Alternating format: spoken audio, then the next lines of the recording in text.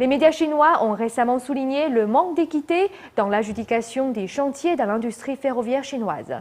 Les contrats sont distribués en fonction des relations personnelles entre les fournisseurs et les responsables du parti. Cette situation a provoqué une hausse des prix et une baisse de la qualité des produits. Selon les médias officiels, certaines parties du réseau ferroviaire à grande vitesse chinois n'ont pas été attribuées par adjudication publique, mais les fournisseurs ont été désignés par le régime. Beaucoup de ces fournisseurs ont des liens avec des responsables du ministère des chemins de fer ou d'autres postes de l'administration. Le répertoire des fournisseurs du groupe CSR, le fabricant des trains à grande vitesse, montre des liens évidents entre certains fournisseurs et les responsables du transport. Par exemple, Zhang Shunguang, l'ancienne femme du directeur du bureau des transports, importe des toilettes pour les trains. Ceux-ci ont pratiquement hérité de leur poste grâce à des connexions familiales et contrôlent de larges parts de l'industrie et de l'administration chinoise. Pour sa sécurité, il a souhaité rester anonyme.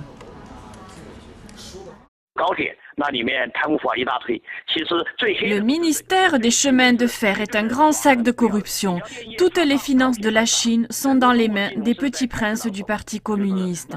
C'est la troisième génération de ces dirigeants communistes de l'ère Yan'an.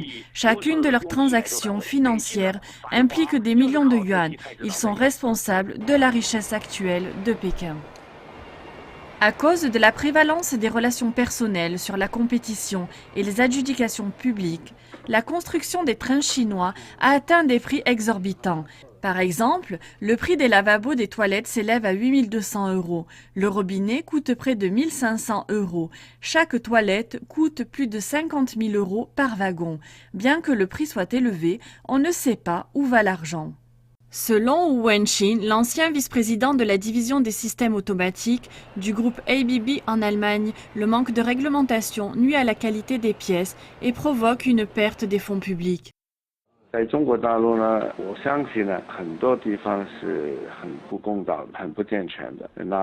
En Chine continentale, il y a beaucoup de pratiques irrationnelles. Les documents sont exagérés, mais une fois les biens fournis, ils ne correspondent pas à la description. Personne ne contrôle rien. C'est ce qui a provoqué tous les problèmes de qualité des trains à grande vitesse.